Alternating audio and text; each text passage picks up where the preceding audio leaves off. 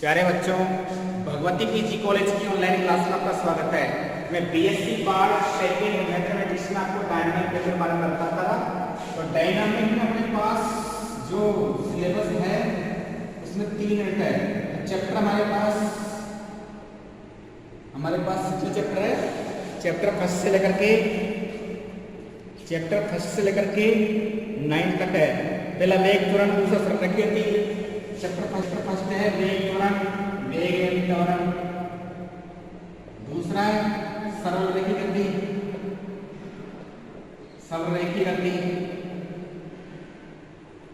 तीसरा चैप्टर का नाम होगा प्रतिरोध माध्यम में सरलरेखीय गति, प्रतिरोधी माध्यम में प्रत्यक्ष दोहरी गति, प्रतिरोधी माध्यम में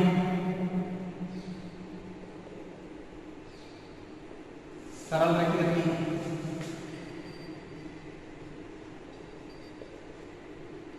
चौथे चैप्टर का नाम है प्रत्यास्थ दोहरी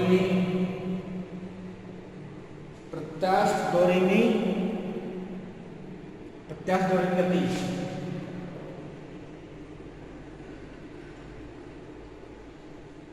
पांचवा नंबर चैप्टर, छठा नंबर, सातवां, आठवां, नौवां, इस प्रकार 9 चैप्टर इसमें।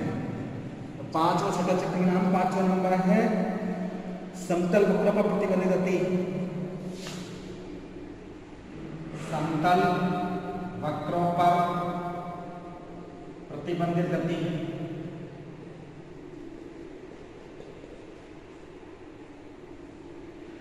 छठा चैप्टर का नाम होगा सकेंद्र कक्षा प्रक्षेप। सकेंद्र कक्षा प्रक्षेप। 8वां चैप्टर का नाम है संकट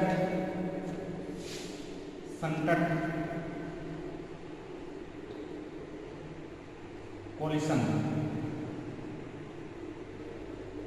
9वां चैप्टर का नाम है ऊर्जा संवेग एवं आवेग। ऊर्जा संवेग व आवेग। इस प्रकार इस बुक में 9 चैप्टर है। तो जो चैप्टर नंबर पहला चैप्टर और प्रक्षेप वाला चैप्टर 7वां, ये यूनिट नंबर 4 में है। यूनिट 4 में है ये यूनिट 4 है। और चैप्टर नंबर दूसरा, तीसरा, चौथा, चैप्टर में दूसरा, तीसरा और चौथा ये यूनिट 3 में आ रहा है। और चैप्टर नंबर 5वां और 8वां, 5वां और 8वां चैप्टर नंबर हमें आ रहा है। ये यूनिट नंबर आ रहा है, यूनिट नंबर 5 में आ रहा है। तो यही अपने पास सिलेबस है। वेग त्वरण पहला चैप्टर और 7वां चैप्टर प्रक्षेप वाला, ये यूनिट नंबर 4 में आ रहा है। यूनिट नंबर 4 में आ रहा है ये। और सरलरेखीय गति, प्रतिरोधी माध्यम में सरलरेखीय गति, प्रत्यास्थ दोहरी गति, ये यूनिट नंबर 3 में आ रहा है। समतल वक्रों पर प्रतिबंधित गति और संघटक टक्कर, ये वाला यूनिट नंबर 5 में आ रहा है। बाकी चैप्टर अपने सिलेबस में शामिल नहीं है, सेकेंड सेक्शन नहीं है और ये ऊर्जा संवेग भी नहीं है। इस प्रकार आपके पास 1, 2, 3, 4, 5, 6 और 7 चैप्टर है। 9 चैप्टर में 7 चैप्टर है। तो मैंने ये बता दिया। इसके बाद मैंने आपको यूनिट नंबर, मैंने चैप्टर फर्स्ट पढ़ा दिया जो यूनिट नंबर 4 में आ रहा है। तो प्रक्षेप वाला चैप्टर मैंने पढ़ाया नहीं, एक चैप्टर पढ़ाऊंगा इसमें और इसके बाद पढ़ाऊंगा इसको। इसके बाद मैं यूनिट 3 में चालू करूंगा। 3 में मैं सरलरेखीय गति, प्रतिरोधी माध्यम गति 2 चैप्टर पढ़ा दूंगा। तो पहले आज सरलरेखीय गति और चैप्टर पढ़ाया जाएगा। तो सरलरेखीय गति में हमारे पास जो चैप्टर आ रहा है, तो इसमें जो टॉपिक आ रहे हैं हमारे पास 2 तरह के टॉपिक है। एक तो है SHM सिंपल हार्मोनिक सरल की गति, सिंपल हार्मोनिक मोशन। और दूसरा टॉपिक है हमारे पास विभिन्न परतों के अंतर्गत गति।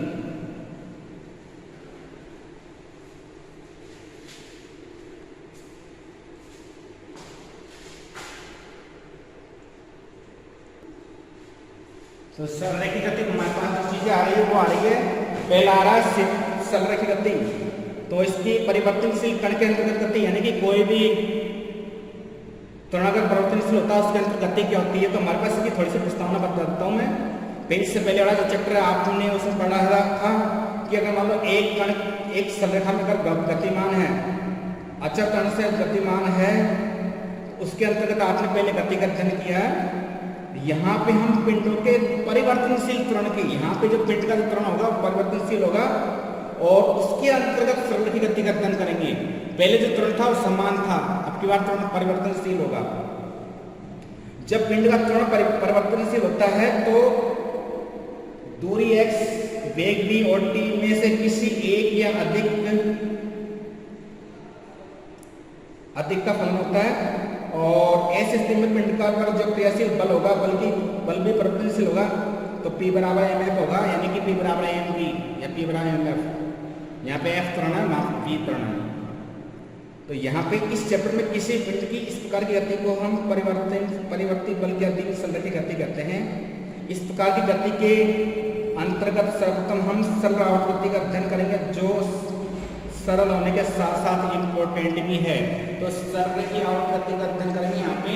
यहाँ पे त्वरण भी परिवर्तनशील रहेगा उसके अंतर्गत, और बाकी चीजों में वेग में परिवर्तनशील हो सकता है, समय भी परिवर्तनशील हो सकता है, या और भी चीजें बदल सकती है, दूरी बदल सकती है। तो सबसे पहले हमारे पास जो टॉपिक आता है वो आता है SHM, simple harmonic motion. Simple harmonic motion, सरल आवर्त गति, सरल आवर्त गति। तो सरल आवर्त गति के बारे में पढ़ा जाएगा। पहले हमें सरल आवर्त गति की परिभाषा पढ़ेंगे। सरल आवर्त गति क्या होती है? तो एक कण, जब एक कण की गति एक सरलरेखा में इस प्रकार होती है कि उसका जो त्वरण है वो उसकी जो दूरी है उसके समानुपाती होता है और उसी बिंदु की ओर होता है, इस प्रकार की गति को हम सरल आवर्त गति कहते हैं। जब कोई भी कण है किसी सरलरेखा में गतिमान है, तो सरलरेखा के बारे में पढ़ रहे थे अपन, सरल आवर्त गति क्या होती है। तो सरल आवर्त गति SHM, सिंपल हार्मोनिक मोशन का ये शॉर्ट रूप है SHM, ये SHM लिखा है। सरल आवर्त गति की परिभाषा क्या है? जब कोई कण एक सरलरेखा में इस प्रकार गमन करेगी, तो कोई भी कण मान लो बिंदु यहाँ पे O पे है, O से लेकर मान लो बिंदु P पे Q पे जा रहा है, P यहाँ पे Q है, यहाँ पे Q, यहाँ पे O डैश है, यहाँ O है, यहाँ पे दूरी है। जब कोई कण एक सरलरेखा में इस प्रकार गमन करे, तो कोई कण सरलरेखा में इस प्रकार गमन करता है, उसका त्वरण, इसका त्वरण है इस बिंदु P पर, P से लेकर Q की दूरी x है, यहाँ पे त्वरण होगा, और जो त्वरण का मान है बिंदु Q पर, तो त्वरण का कोई बिंदु है उस पर उसकी जो कण की दूरी है उसका समानुपाती होगा। तो कण का त्वरण से होगा F होता है, F is proportional to x, जो कण का जो त्वरण है उसकी दूरी के समानुपाती है। तो त्वरण को d2x by dt होता है is proportional to x, ये इसके बराबर होगा। इसको अगर proportional to हटाएंगे अपन, तो d2x by dt2 equal to mu x। अब अपन को ये तो चेक कर आना है, इधर जा रहा है प्लस, इधर वापस आ रहा था माइनस, ये ध्यान देना आपको। तो ये सरल आवर्त गति की परिभाषा हो चुकी है। स्थिर बिंदु गति का केंद्र या बल केंद्र कहलाता है। स्थिर बिंदु जो गति का केंद्र या बल केंद्र कहलाएगा। मान लो बिंदु यहाँ पे स्थित पे जा रहा था, बिंदु P बल केंद्र होगा, और वापस मान लो यहाँ से वापस आ रहा था, ये बल केंद्र हो जाएगा। इस प्रकार ये सरलावर्त गति की परिभाषा हो चुकी है। इसके बाद में इसकी ज्यामितीय व्याख्या क्या होगी सरलावर्त गति की, इसकी ज्यामितीय व्याख्या करनी है।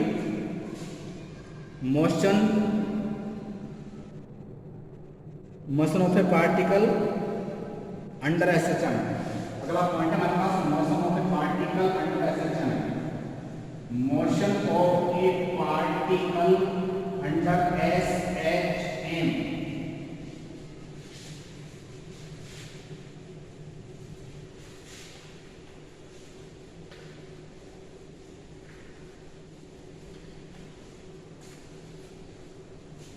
Motion of a particle, motion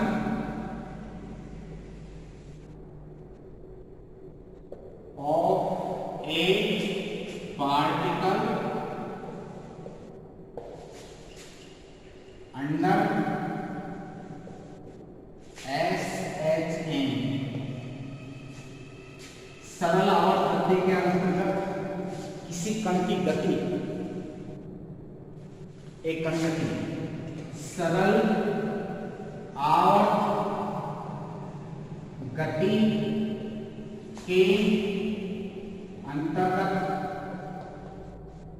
एक कण की गति, एक कण की गति, तो सरल आवर्त गति के अंतर्गत एक कण की गति करती है।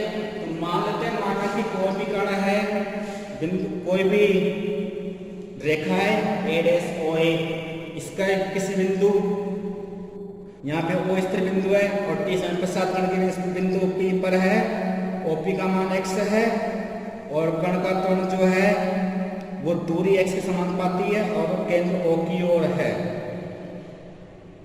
तो इसकी गति का समय लिखेंगे हम। माना कि ए डैश ओ ए एक सरलरेखा है, एक सरलरेखा है, इसके बिंदु O पर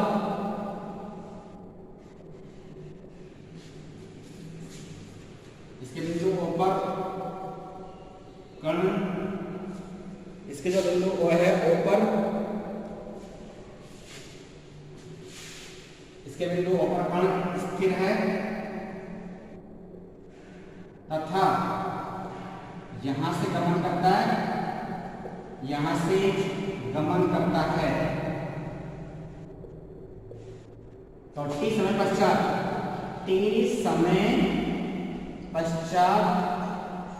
बिंदु P पर पहुंचता है। टी समय पश्चात कण पे बिंदु P को पहुंच जाएगा। OP का मान x है, दूरी OP का मान x है और बल केंद्र O है, बल केंद्र O है, बल केंद्र की दिशा है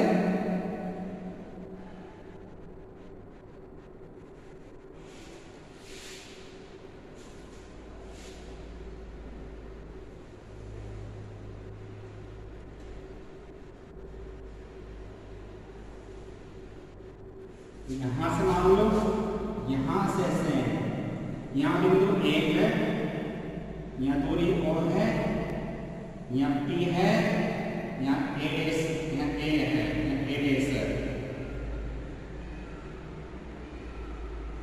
मान लो हम बिंदु O से P की ओर जा रहा है, तो O से लेकर P तक की जो दूरी है वो दूरी x है और T समय पश्चात है, T समय पश्चात जा रहा है, समय T लग रहा है। O से लेकर P तक जाएगा तो वो दूरी x नाप देगा और समय T लगेगा और T समय पश्चात जब जाएगा तो O का मान x होगा। अब हमारे पास एसएचएम का नियम पड़ा है कि अगर मान लो कोई भी कण किसी सरलरेखा में गतिमान होता है तो इसका जो त्वरण है मूल बिंदु से वो त्वरण है जो इस बिंदु से दूरी के समानुपाती होगा और इसकी दिशा की ओर होगा। तो यहाँ पे त्वरण जो है v x, इसको हम त्वरण को 2-3 तरीके से लिख सकते हैं हम। v equal to s by dt होता है, d by d t, d by d t, d x by d t, d two x by d t two, और इसको हम एक्स लिखते हैं और इसको हम एक्स डबल डॉट भी लिखेंगे जो कि एक्स डॉट है बी। तो यहाँ से जो त्वरण है एक्स डबल डॉट है वो is proportional to mu x होगा। म्यू का अच्छा मान लेते हैं यहाँ पे x double dot is proportional to x, x double dot is equal to minus mu x. यहाँ पे एक्स मिली है, एक्स डबल डॉट त्वरण है, ये त्वरण है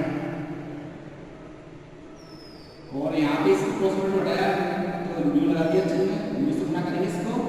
इसके अलावा जो बल के लिए कितना होगा उल्टा, अगर यू जाएगा तो प्लस लिखेंगे, यू आएगा तो माइनस लिखेंगे।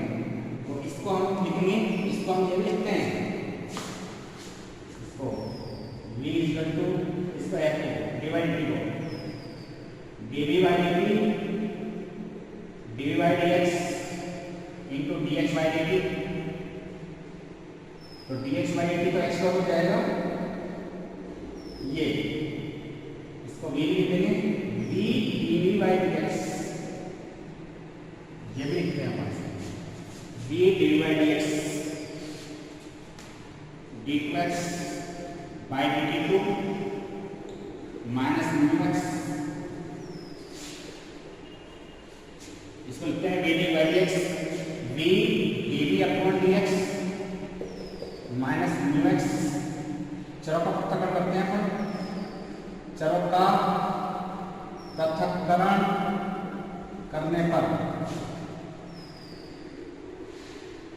चरों का पृथक्करण करेंगे v के साथ dv आ जाएगा, v dv equal to minus mu x dx। इसका इंटीग्रेट भी करेंगे, इसको इंटीग्रेट भी करेंगे। इसका समाकलन हो जाएगा v स्क्वायर बटा 2, इसका माइनस म्यू एक्स स्क्वायर बटा 2 और एक कांस्टेंट जोड़ देंगे तो c1 जोड़ देते हैं। लेकिन यहाँ पे 2 आ रहा तो उसको नीचे ले लेते हैं और 2 से गुणा कर दिया तो ये आएगा v square equal to minus mu x square plus c1, ये आएगा इसका। ये जो वेग आया, वेग का मान आया v square equal to minus mu x square plus c1, ये बिंदु P पर आया है। अब बिंदु P पर क्या हो जाएगा, तो P पर जो दूरी है हमारे पास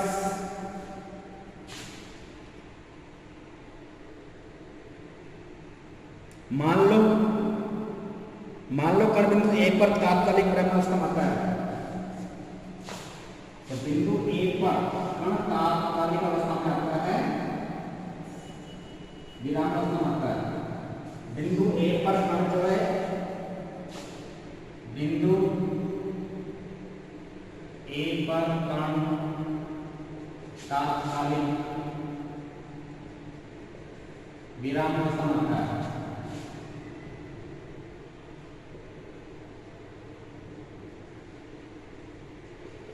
आता है।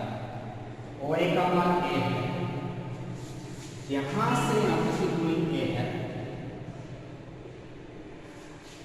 तो बिंदु A पर आते ही इसका वेग शून्य हो जाएगा। तो बिंदु A पर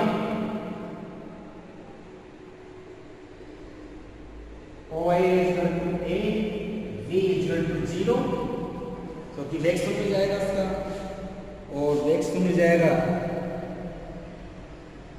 तो v का मान ध्यान रखें, इस मान को समीकरण नंबर 1 डालते हैं इसको। तो v का मान 0 लिखते हैं और a का मान a लिखेंगे, यानी कि x का मान a आ जाएगा। 0 equal to minus mu a square plus c1। तो c1 का मान होगा म्यू a स्क्वायर। c1 का मान समीकरण 1 में रखने पर c1 का मान हमें 1 रखेंगे, इसमें रखेंगे तो ये आ जाएगा v square equal to minus mu x square plus mu a square. तो म्यू कॉमन लेंगे, a square minus x square v square equal to, तो v square equal to mu a square minus x square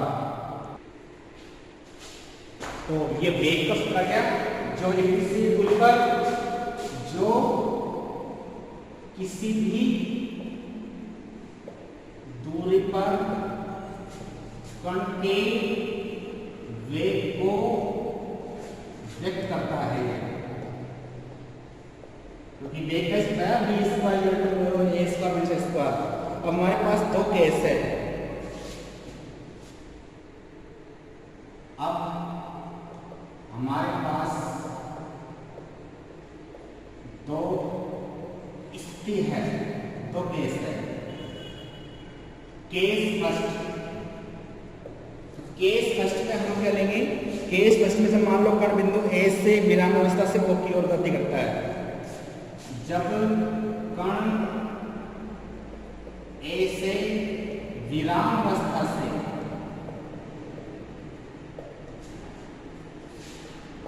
O की ओर गति करता है, जब वापिस कण इधर से वापिस इधर आएगा, O की ओर आएगा, तो O की ओर आएगा, तो इस स्थिति में हमारे पास v का मान क्या हो जाएगा? ये माइनस लेंगे हम।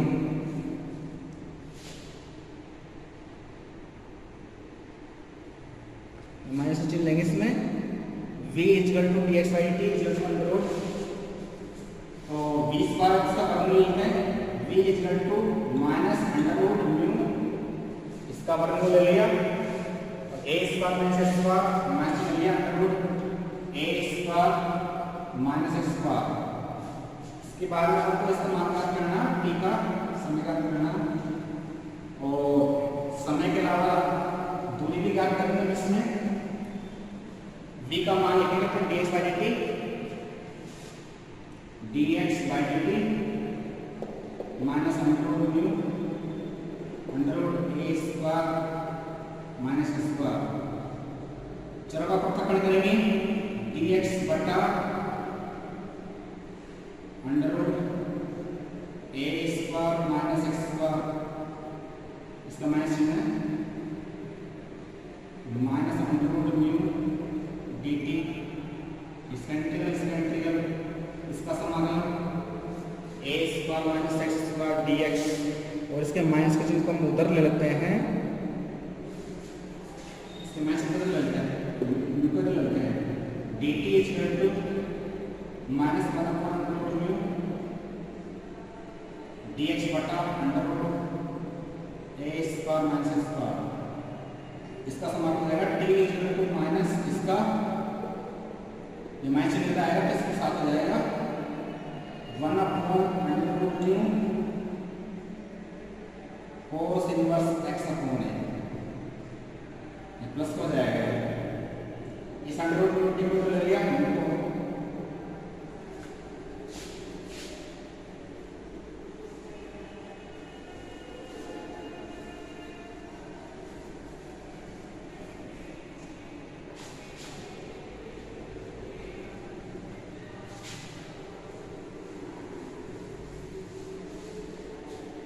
इसका कर दिया। और वैसे क्या है कि इसमें समाकलन किया अपने कांस्टेंट जोड़ देंगे अपने इसमें, पहले कांस्टेंट जोड़ते हैं c1 c2 जोड़ देते हैं, c2 कांस्टेंट जोड़ देते हैं। c2 कांस्टेंट जोड़ने के बाद में हम इसमें t का मान t बराबर 0 x बराबर a, t = 0 x = a, c2 = 0 आ जाएगा, ये माइनस करते हैं, t = 1/√μ cos इनवर्स x/a, इसका जो भेजा √μ cos इनवर्स x/a, इस cos को इधर भेजा x/a cos √μ t, x = a cos √μ t। ये दूरी x का मान आ चुका है, ये जो दूरी x का मान आया ये, और ये इधर की ओर आएगा, तो कहीं आ रहा है इसलिए एरो है ये, इसके पास हमारे पास दूसरी स्थिति हो सकती है, मान लो कण बिंदु O से किसी एक से तृतीय करना प्रारंभ करता है, बिंदु A पर विराम स्थान आता है। केस सेकंड, माना कि कण बिंदु O से गति करना प्रारंभ करता है,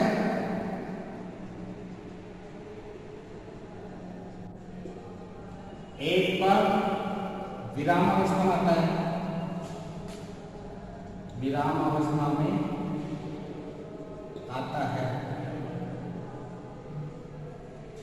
पहले से यूं जा रहा है तो v का जो मान होगा अब बार प्लस का चिन्ह हो जाएगा क्योंकि x बढ़ेगा इसलिए, तो v = dx/dt आता है।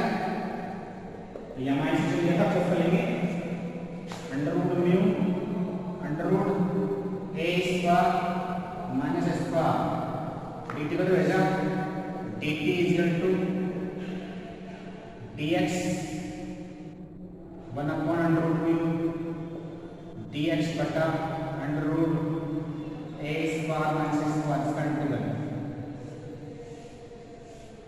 dt को भेजते हैं, नीचे जाएगा t = 1/√μ sin इनवर्स x/a, तीसरा कांस्टेंट c3 जोड़ देंगे, तीसरा कांस्टेंट c3 जोड़ देंगे, c1 c2 या k1 k2 कैसे जोड़ सकते हो आप इसमें। तो अब यहाँ पे x का मान 0, t का मान 0, एक विराम अवस्था में तो t = 0, x = 0, c3 = 0, t = आ जाएगा 1/√μ sin इनवर्स x/a, इसको भेजा sin इनवर्स x/a √μ t,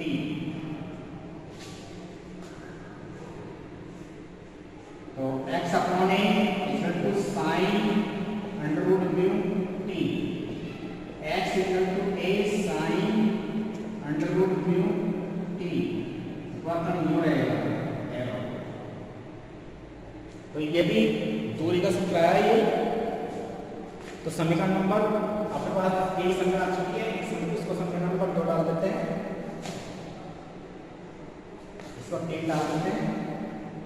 समीकरण 2 व 3 से कण की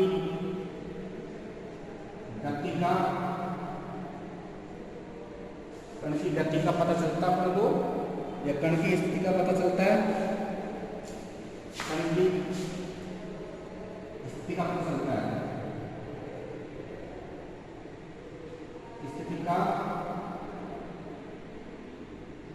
स्थिति की जानकारी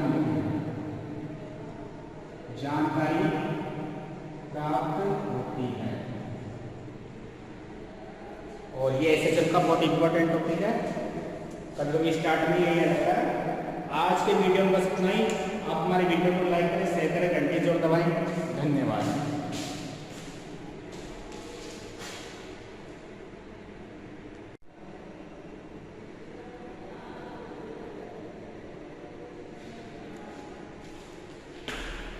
इधर आपको दिखा दूंगा, इधर तक मैंने जैसे साइड में दिया था, यहाँ बी का मान है, बी का मान किया, इसका बाद इसका अक्षरों का पृथक्करण किया, इसका समाधान किया है, बाकी आपको दिखा होगा।